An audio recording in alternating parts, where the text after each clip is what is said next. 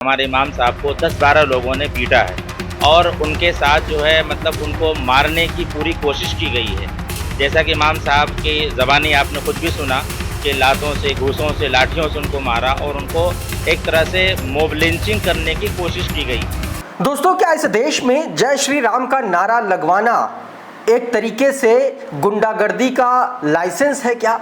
क्या इस देश में जय श्री राम के नाम पर किसी को भी मारा जाएगा, किसी को भी पीटा जाएगा? अभी तक दोस्तों आम मुसलमानों को मारा पीटा जाता था।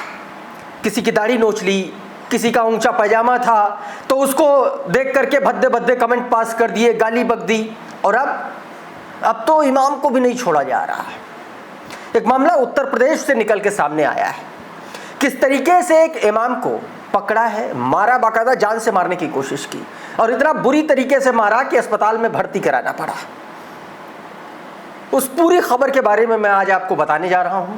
आपको बताऊंगा कि आई लव मोहम्मद के नाम पर किस तरीके से उत्तर प्रदेश की पुलिस ने कांड किया और उसके बाद गुजरात में एक लड़के को इतना मारा कि वो अचेत हो गया। उसकी जान समझ लीजिए बची है, सिर्फ सांसें बची हैं। और ये काम किसी और ने नहीं किया, पुलिस ने किया, खाकी ने किया। वो खबर मैं आपको दिखलाने की कोशिश करूंगा, कैसे पूरे देश में प्रोटेस्ट चल रहे हैं, प्रदर्शन चल रहे हैं इसको लेकर के।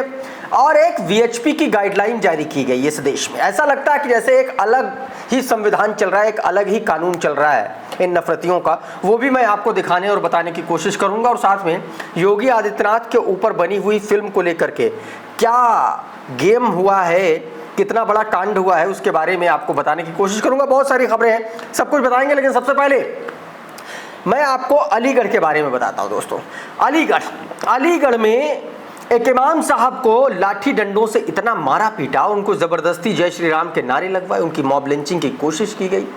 आप ये समझिए कि आप समझिए कि 1.5 घंटे तक लोग उन्हें मारते रहे। अब आप ये समझिए कि सिर्फ किसी तरीके से उनकी जान बच पाई। इस पर क्या कुछ लोग कह रहे हैं, ये आप खुद सुन लीजिए। रूह कपा देने वाली घटना है ये, सुनिए जरा। इस तरह का मामला हुआ है कि हमारे इमाम साहब को 10-12 लोगों ने पीटा है और उनके साथ जो है मतलब उनको मारने की पूरी कोशिश की गई है। जैसा कि इमाम साहब की ज़बानी आपने खुद भी सुना कि लातों से, घूंसों से, लाठियों से उनको मारा और उनको एक तरह से मॉब लिंचिंग करने की कोशिश की गई। जबकि इस तरह की घटनाएं, इस तरह की वारदातें कई बार हो चुकी है और प्रशासन की संज्ञान में भी है, लेकिन कोई ठोस कदम नहीं उठाया जा रहा है। दूसरी बात यह है कि इमाम साहब से जब पूछा गया तो उन्होंने कहा क्या रीज़न रहा, आपको उन्होंने क्यों मारा और 1 महीने से आपको टॉर्चर किया जा रहा था, तो आपने स्थानीय थाने में आपने शिकायत क्यों नहीं की? तो उनका ये कहना हुआ कि लोग ये कह रहे थे कि राम राम कहो, जय श्री राम कहो। और आज के दिन वो चंद बच्चों को हमारे साइकिल आगे खड़ा कर दिया और हम ना चाह के भी साइकिल को रोक दिए। उन्होंने जो है हमसे कहा राम राम कहो, तो हमने राम राम नहीं कहा। तो गोया कि एक साजिश के तहत में उनका ये एक प्री प्लान था कि उनसे कहेंगे वो नहीं कहेंगे, इसमें हम उनको मार पिटाई करेंगे। तो इसी बीच में 10-12 लोगों ने उनको मारना पीटना शुरू किया। तकरीबन इमाम साहब के ज़बानी के 1.5 घंटे तक वो मारते रहे। ऐसे तैसे जान बचा के वो बाहर निकले। फिर उसके बाद पुलिस ने आकर के मामले को संज्ञान में लिया और उनको आके मलकान सिंह में एडमिट कराया। इस तरीके का कांड किया गया है दोस्तों। इतना ही नहीं, आपने देखा होगा कि बीते दिनों कानपुर पुलिस ने आई लव मोहम्मद वाला जो पोस्टर था उसको देख करके तमाम सारे लोगों पर मुकदमा दर्ज कर दिया था, FIR दर्ज कर दी। तो उसके खिलाफ पूरे देश के तमाम सारे अलग अलग राज्यों में, जिलों में, शहरों में लोग प्रोटेस्ट कर रहे, प्रदर्शन कर रहे हैं। इसी कड़ी में गुजरात में दोस्तों प्रोटेस्ट हुआ और गुजरात पुलिस ने एक लड़के को सिर्फ इसलिए, जिसका नाम जाकिर बताया जा रहा है, जाकिर को सिर्फ इसलिए मार कर धमरा कर दिया क्योंकि उसने आई लव मोहम्मद का पोस्टर दिखाया था। आप ये समझिए कि इतना मारा है कि सिर्फ बोल पा रहा है ये व्यक्ति। ये पुलिस का कांड है, ये पुलिस का किया हुआ कांड है। साफ तौर पर देखिए, इसको लेकर के करिश्मा अजीज लिखती हैं कि मुस्लिम युवक जाकिर ने आई लव मोहम्मद पोस्टर दिखाते हुए एक वीडियो बनाया था। आरोप है इसके बाद गोधरा B डिवीजन पुलिस ने उसे थाने में बुला करके उसके साथ मारपीट की। इस घटना के विरोध में मुस्लिम समुदाय ने थाने के बाहर प्रदर्शन किया और न्याय की मांग उठाई और सवाल किया क्या गुजरात पुलिस अब सांप्रदायिक सरकार के इशारे पर काम करेगी? क्या संविधान की झूठी कसम खाई जा रही है? साफ तौर पर IPS एसोसिएशन को भी इन्होंने टैग किया और गुजरात पुलिस को भी टैग किया।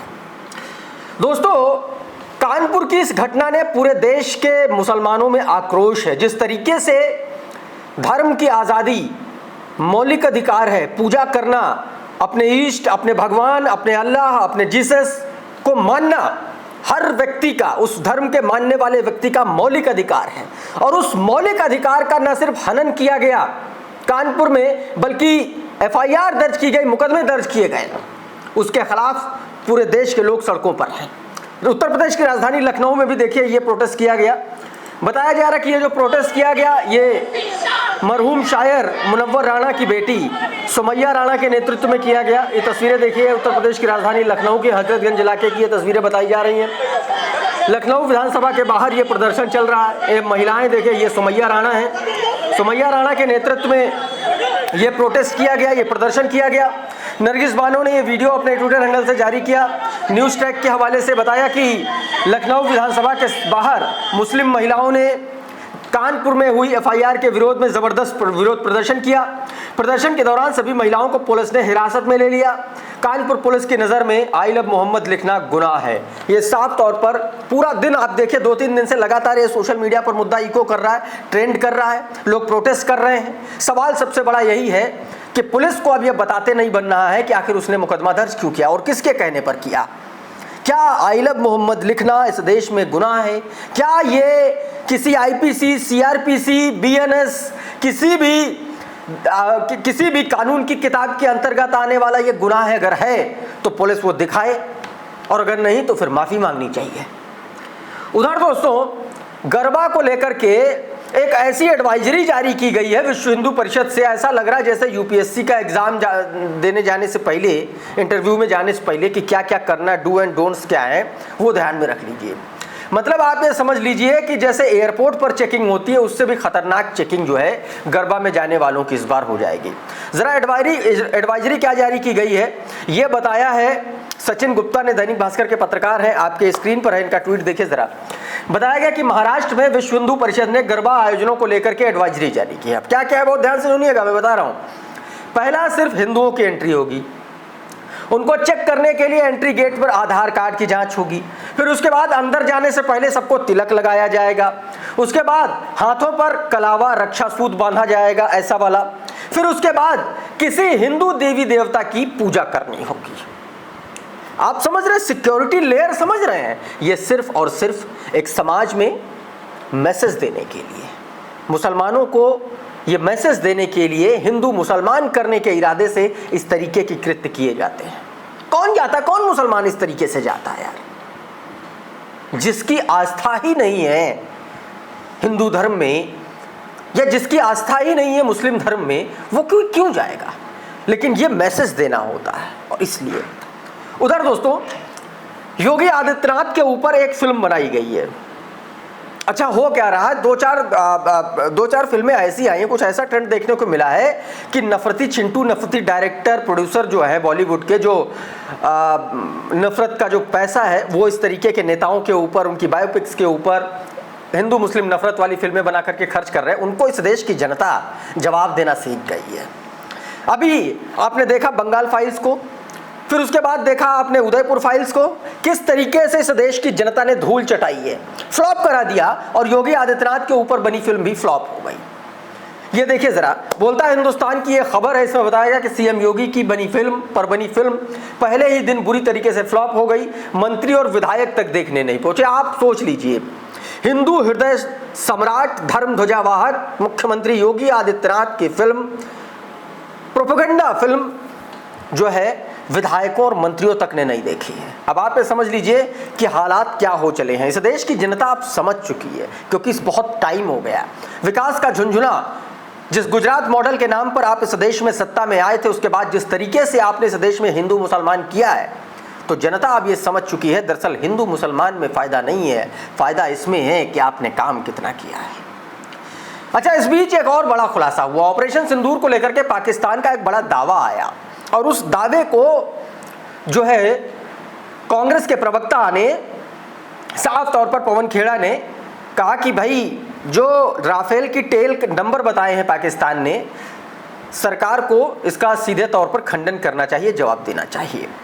दैनिक भास्कर ने इस पर खबर की है और इसको दैनिक भास्कर के ही पत्रकार राजेश साहू ने अपने ट्विटर हैंडल पर जारी किया है। क्या कुछ इसमें कहा गया आपकी स्क्रीन पर है, जरा देखिए।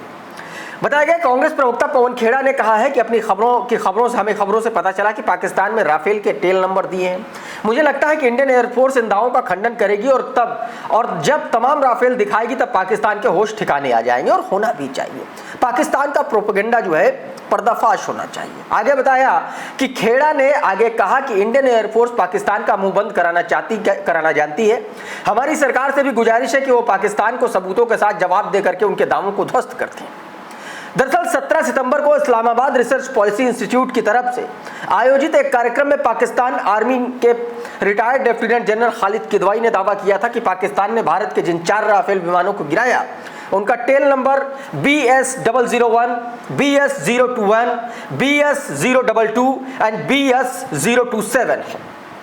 अब टेल नंबर अगर पाकिस्तान जारी कर रहा है तो इसका खंडन करना चाहिए, सच का सच बताना चाहिए, दूध का दूध पानी का पानी होना चाहिए। ये सवाल जो है कांग्रेस की तरफ से उठाए गए हैं। उधर बिहार चुनाव से पहले नीतीश कुमार की सरकार की पोल खोल रहे हैं प्रशांत किशोर। नीतीश कुमार के एक नेता है अशोक चौधरी, उन्होंने किस तरीके से घोटाला किया है, बंदरबाट किया है, किस तरीके से अपने घर परिवार नाते रिश्तेदार सबको मिला करके सबको करोड़पति बनाने का काम किया है। प्रशांत किशोर ने प्रेस कॉन्फ्रेंस की बीते दिनों, डेढ़ दो घंटे की प्रेस कॉन्फ्रेंस की, उसमें एक एक करके सबको धोया। क्या कुछ प्रशांत किशोर ने अशोक चौधरी पर कहा है ये आप सुन लीजिए जरा, सुनिए जरा उसको। माननीय मुख्यमंत्री नीतीश कुमार के दाहिने हाथ, इनका हालत देखिए। ये तो आदमी पूरे बिहार में रिकॉर्ड बना दिया भ्रष्टाचार का। ये भाई साहब पिछले 2 वर्ष में 200 करोड़ रुपया से ज्यादा का संपत्ति, 200 करोड़ रुपए से ज्यादा का संपत्ति अपने पत्नी, अपने बेटी, अपने समधन, उनसे जुड़ा हुआ एक ट्रस्ट, मानव वैभव विकास ट्रस्ट, इसके माध्यम से इन्होंने जमीन खरीदी है करीब 200 करोड़ रुपए का। मैं आपके जरिए अशोक चौधरी जी, जो अपने आप को महादेव का भक्त बताते हैं, हमको तो लक्ष्मी के ही भक्त ज्यादा दिखते हैं, महादेव के भक्त नहीं हैं, ये लक्ष्मी के भक्त हैं। अशोक चौधरी के पत्नी के बीच में डेली का बैंकिंग ट्रांजैक्शन का रिकॉर्ड हम लोग के पास है। इसको अजीत अंजुम जी ने अपने ट्विटर हैंडल पर जारी किया और उन्होंने बताया कि किस तरीके से 200 करोड़ की जमीन खरीदने के आरोप साफ तौर पर अशोक चौधरी के बेटी, पत्नी, रिश्तेदारों के नाम बताए और सीधे तौर पर दोस्तों गंभीर आरोप ये लगाए गए। उधर भारतीय जनता पार्टी के नेता इस तरीके से पीटे जा रहे हैं कि अब ये समझ में आने लगा है कि दरअसल उत्तर प्रदेश में सब कुछ ठीक नहीं है और पुलिस लगातार पीट रही है। दोस्तों आपको मैंने बीते दिनों दिखाया किस तरीके से गाजीपुर में भारतीय जनता पार्टी के दिव्यांग कार्यकर्ता को पुलिस ने लाठियों से पीट के मार डाला। एक मामला मिर्जापुर से सामने आया है जहां पर भारतीय जनता पार्टी के प्रवक्ता और बड़े नेता, दर्जा प्राप्त राज्य मंत्री तक को धरना देना पड़ रहा है। देखिए जरा ये तो घूम रहे हैं, सही करिए। थाना में कुल दलाल घूम रहे हैं। कार्यकर्ता एक घटना हुई थी बल्लू सोनी वाली, उसको रात भर बेल्ट से मारा गया था, बेल्ट उतार के बेल्ट से मारा गया था। एक घटना नहीं हुई है। बल्लू सोनी को बताइए भाई साहब, ये आपके सवाल आप पूछो, दलाल किसको घूम रहे हैं? हमारे कार्यकर्ता को बेल्ट से मारे थे। तो इस वीडियो से आपको समझ में आ गया होगा कि किस तरीके से चीजें चल रही हैं। ये मिर्जापुर की ही बात नहीं है, हालात कुछ इसी तरीके से पश्चिमी उत्तर प्रदेश में भी बन चुके हैं। दोस्तों मुजफ्फरनगर में भारतीय जनता पार्टी का झंडा उतरवा रही है पुलिस। हालात ये हो गए और अब भाजपाइयों को सड़क पर उतरना पड़ रहा है। जरा देखिए क्या बातचीत चल रही है।